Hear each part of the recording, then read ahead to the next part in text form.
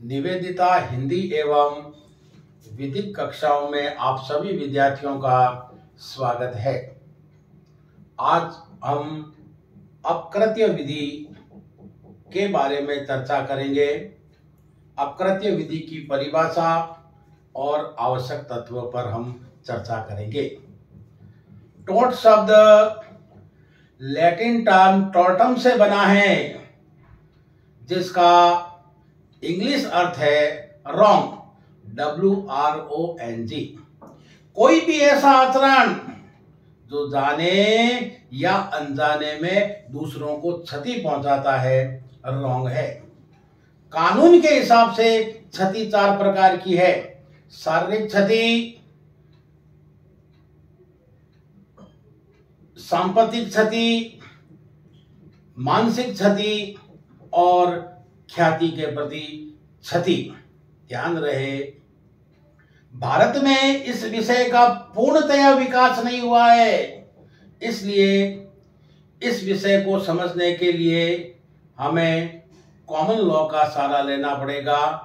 और common law में इस विषय का विकास जो है equity, justice and good consciousness, समता, न्याय और सद्विवेक के सूत्र के जरिए हुआ है। भारत में अभी तक इसका डेवलपमेंट नहीं हुआ है। हाँ, कुछ मामलों को छोड़कर जो एक्ट बन गए, जैसे कॉन्ट्रैक्ट है, सेल ऑफ गुड्स है, पार्टनरशिप है, आदि आदि।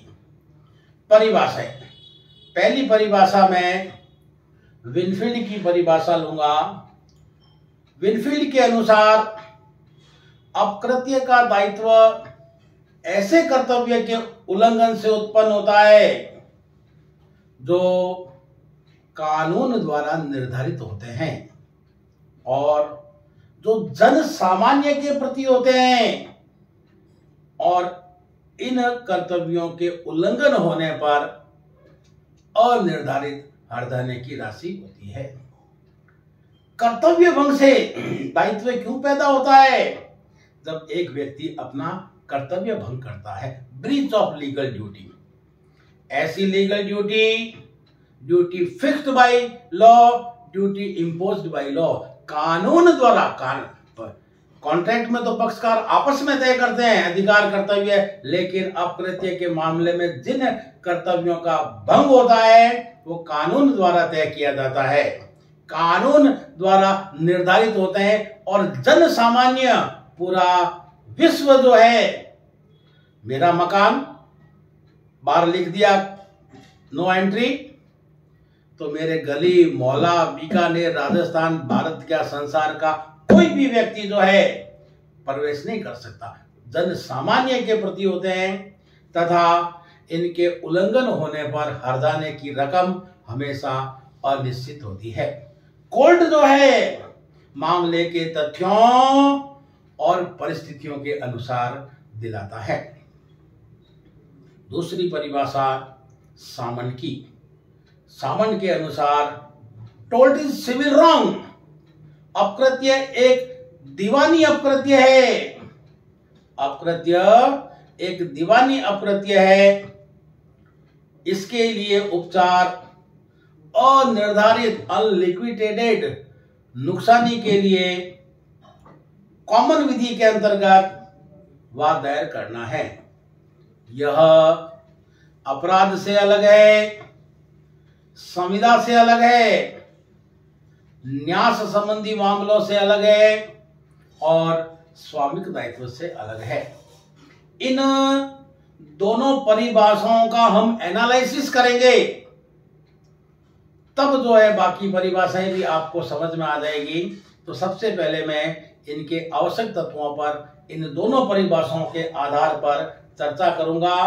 दोनों परिभाषाओं के आधार पर चर्चा करूंगा। पहला आवश्यक तत्व है टोल्ट इज सिविल रॉन्ग। अपकृत्य एक दीवानी अपकृत्य है, रॉन्ग। और रॉन्ग का मतलब जाने या अनजाने में दूसरों को क्षति पहुंचाना।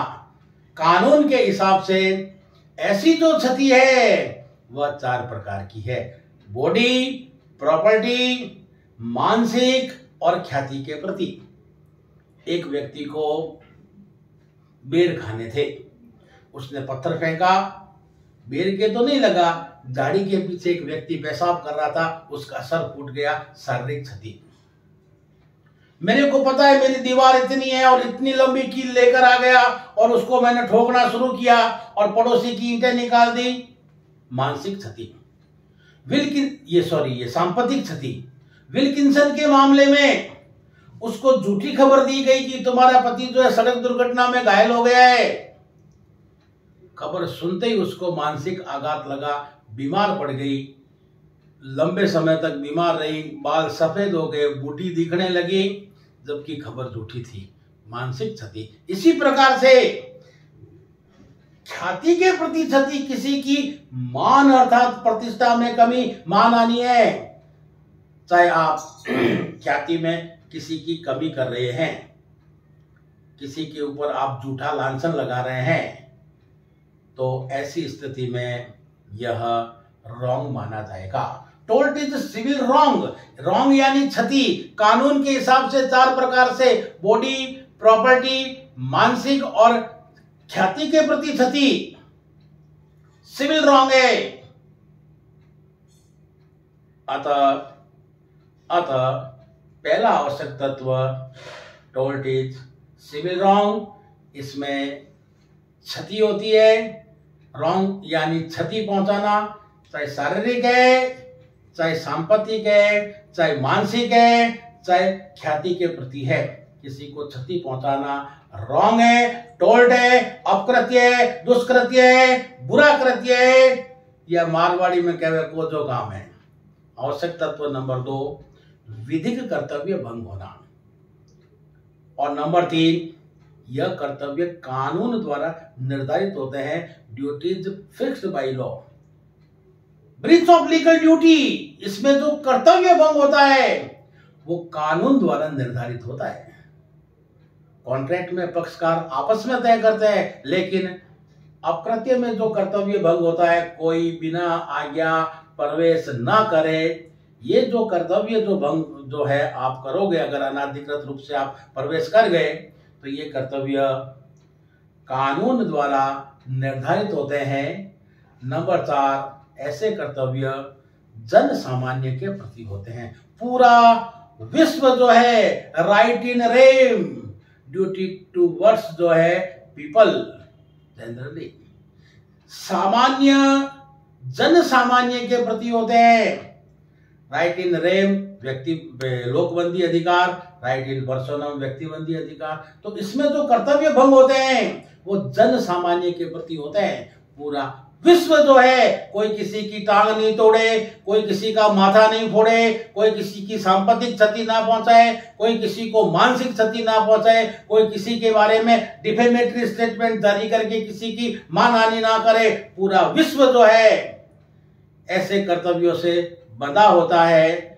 और नंबर 5 अनिर्धारित हर्जाने की मांग। कल को किसी के साथ में टोल्ट हो गया, रॉन्ग हो गया, गलत हो गया, बुरा हो गया, कोचो काम हो गयो, तो हर्जाने की रकम जो है, ए ने बी की आंख फोड़ दी, साहब मेरे को तो 20 करोड़ दीजिए, आंख की करोड़ 20, आंख की कीमत 20 लाख नहीं हो सकती। एक वसुंधरा नाम की जो है महिला राजस्थान की सीएम है, और एक वसुंधरा जो है वह गाय का काम करने वाली लड़की का नाम है। दोनों की मानहानि होती है। पोटे थापने वाली 5 करोड़ का दावा नहीं कर सकती। हर्जाने की रकम हमेशा अनिश्चित होती है। कोर्ट जो है मामले के तथ्यों और परिस्थितियों के अनुसार जो है हर्जाने की रकम तय करता है। आपने देखा अगला तत्व आशय, ईर्ष्या, उद्देश्य महत्वहीन है। महत्वपूर्ण है परिणाम। अपकृत्य के मामले में यदि परिणाम अधिकारों का हनन हो रहा है, अपकृत्य के मामले में यदि परिणाम अधिकारों का हनन हो रहा है, तो ध्यान से समझना, कानून में कहावत है, जहां अधिकार है वहां उपचार है। आशय, ईर्ष्या, उद्देश्य महत्वपूर्ण नहीं, महत्वपूर्ण है परिणाम। परिणाम यदि आपने ये कहते कि साहब मेरा अधिकार चला गया, बस इतना ही सिद्ध करना है। इसी प्रकार से अपकृत्य जो है उसकी प्रकृति अपराध से अलग है, संविदा से अलग है, ट्रस्ट संबंधी मामलों से अलग है, स्वामित्व दायित्वों से अलग है। अगर कोई आपराधिक मामला है, अपराध विधि के तहत दायर होगा। अगर कोई ट्रस्टी अमानत में खयानत कर रहा है, ट्रस्ट एक्ट के तहत मुकदमा दायर होगा। ब्रीच ऑफ कॉन्ट्रैक्ट का मामला है, कॉन्ट्रैक्ट एक्ट के तहत मुकदमा दायर होगा। और यह स्वामित्व दायित्वों से अलग है। स्वामित्व दायित्व क्या है कि माँ बाप जो है उन्होंने अपने बच्चों को पाल पोस कर बड़ा किया है।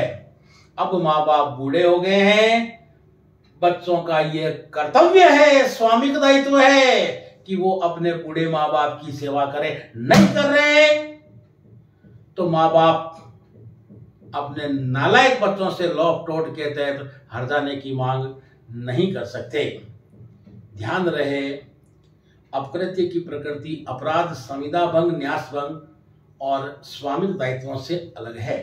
लेकिन एक बात आप कंपटीशन के हिसाब से ध्यान रखना कि कई बार अपकृत्य के साथ में अपराध और संविदा भंग भी होता है। अपकृत्य के साथ में अपराध और संविदा भंग भी हो जाए तो ऐसी स्थिति में मामला जो है तीनों अलग अलग दायर होंगे। आपराधिक अलग होगा, ब्रीच ऑफ कॉन्ट्रैक्ट का अलग होगा, और जिसको नुकसान हुआ है लॉ ऑफ टोर्ट के तहत हर्जाने के लिए अलग वाद दायर करेगा। इसी प्रकार से एक्शनेबल पर्सी, लास्ट पॉइंट, प्रथम दृष्टि में अभियोज्य है। आपको केवल इतना ही सिद्ध करना है कि साहब मेरा अधिकार चला गया। अपकृत्य के अधिकांश मामले जो है, अधिकांश क्या, प्रथम दृष्टि में अभियोज्य। अधिकांश इसलिए कह सकते हैं कि और सभी मामलों में हमें आपको इतना ही सिद्ध करना है कि साहब मेरा अधिकार चला गया। लेकिन न्यूसेंस के मामले में आपको अधिकार के साथ साथ वास्तविक क्षति भी सिद्ध करनी है। इसलिए हम कह सकते हैं कि अपकृत्य के अधिकांश मामले एक्शनेबल पर्सी, प्रथम दृष्टि में अभियोज्य। आपको केवल इतना ही सिद्ध करना है कि साहब मेरा अधिकार था, चला गया। फॉर एग्जाम्पल, आपने परीक्षाएं चल रही, आपने खाना रहना 1 महीने के लिए जोशी होटल में 20,000 रुपए में आपने एक कमरा बुक किया। एक दिन होटल मालिक ने बिना किसी उचित कारण के खाना खिलाने से इनकार कर दिया, जबकि खाना खाना आपका अधिकार था और खाना खिलाना होटल मालिक का कर्तव्य था। ध्यान रहे, उसने जैसे ही इनकार किया आपका अधिकार चला गया। बस आपको इतना ही सिद्ध करना है। तो ये था अपकृत्य विधि की परिभाषा, विनफील्ड की परिभाषा और सामान्य की परिभाषा। कई बार विनफील्ड की परिभाषा पे ही ये प्रश्न पूछ लेते हैं कि विनफील्ड की परिभाषा के माध्यम से, सामान्य की परिभाषा के माध्यम से अपकृत्य विधि की जो है परिभाषा और आवश्यक तत्वों को समझाइए। तो हमने देखा कि अपकृत्य विधि जो है उसकी परिभाषा के साथ साथ आवश्यक तत्व। अपकृत्य एक दीवानी अपकृत्य है, सिविल रॉन्ग। रॉन्ग आते ही जाने या अनजाने में क्षति, जो 4 प्रकार की है, बॉडी, प्रॉपर्टी, रेपुटेशन और जो है मानसिक। इसी प्रकार से इसमें कर्तव्य भंग होना, ऐसे कर्तव्य कानून द्वारा निर्धारित होते हैं। कर्तव्य स्पष्ट भी हो सकते हैं, डायरेक्ट, और कर्तव्य इम्प्लाइड भी हो सकते हैं, जैसे आन्वयिक भी हो सकते हैं कर्तव्य। जैसे आप बीकानेर के सिनेमैटिक में हॉल में, सिनेमा हॉल में फिल्म देखने गए, जग घूमिया थारे जैसा न कोई, 500 रुपए का टिकट खरीदा और जैसे आप कुर्सी पे बैठे और बैठते ही कील चुभ गई। यहाँ पर थिएटर मालिक का जो कर्तव्य था वो इम्प्लाइड था। या सिनेमा हॉल में घुसे, केले का छिलका पड़ा, पांव जबानी, पांव स्लिप हो गया, पैर टूट, पैर में फ्रैक्चर हो गया, शारीरिक क्षति। तो इसमें कर्तव्य जो भंग होता है वह कानून द्वारा निर्धारित होता है तथा ऐसा कर्तव्य स्पष्ट भी हो सकता है, अन्वयिक यानी गर्भित भी हो सकता है, इम्प्लाइड भी हो सकता है। ऐसे कर्तव्य जन सामान्य के प्रति होते हैं। ऐसे कर्तव्य के भंग होने पर अनिश्चित हर्जाने की मांग की जाती है। अपकृत्य के मामलों में अगला आवश्यक तत्व आशय, ईर्ष्या, उद्देश्य महत्वहीन है, महत्वपूर्ण है परिणाम। परिणाम यदि अधिकारों का हनन हो रहा है तो कानून में कहावत है, जहां अधिकार है वहां उपचार है। यूबी जस्ट इबी रेमेडियम। अगर ब्रीच ऑफ लीगल ड्यूटी हुई है तो निश्चित रूप से जो हर्जाना मिलेगा अनिश्चित होगा, लेकिन कोर्ट जो है आपकी इस अनिश्चित हर्जाने की मांग को तथ्यों परिस्थितियों के आधार पर जो है तय करेगा। It is a matter of facts and circumstances. इसी प्रकार से जो है अपकृत्य विधि जो है उसका अगला आवश्यक तत्व है कि इसकी प्रकृति अपराध, संविदा भंग, न्यास भंग और स्वामित्व दायित्वों से अलग है, एकदम से अलग है। लेकिन कई बार अपराध, अपकृत्य के साथ साथ अपराध और संविदा भंग का मामला हो तो मामले अलग अलग दायर होंगे। तथा लास्ट बिंदु है अपकृत्य जो है के मामले प्रथम दृष्टि में अभियोज्य, एक्शनेबल पर्सी। बस आपको इतना ही सिद्ध करना है कि साहब मेरा अधिकार चला गया। बस मैं 1 मिनट और लूंगा क्योंकि अन्य परिभाषाएं भी जो है इन विनफील्ड और साबंड को पढ़े और समझे बिना आपको समझ में नहीं आती। अब मैं पढ़ रहा हूं, आपको समझ में आ जाएगी। जैसे फ्रेजर के अनुसार अपकृत्य किसी व्यक्ति के व्यक्तिगत अधिकार का उल्लंघन है जिसके लिए उसे क्षतिपूर्ति के लिए वाद लाने का अधिकार है। इसी प्रकार से अंडरहिल की परिभाषा कि अपकृत्य संविदा से अलग एक ऐसा कार्य है जो व्यक्ति के पूर्ण अधिकार का अतिक्रमण करता है, जिसके परिणाम स्वरूप क्षतिकर्ता के विरुद्ध क्षतिपूर्ति के लिए वाद लाने का हकदार हो जाता है। रतनलाल धीरजलाल के अनुसार अपकृत्य एक ऐसा सिविल अपकार, सिविल रॉन्ग है जो संविदा से भिन्न होता है तथा जिसका उपचार सिविल कोर्ट में क्षतिपूर्ति का वाद दायर करके किया जा सकता है।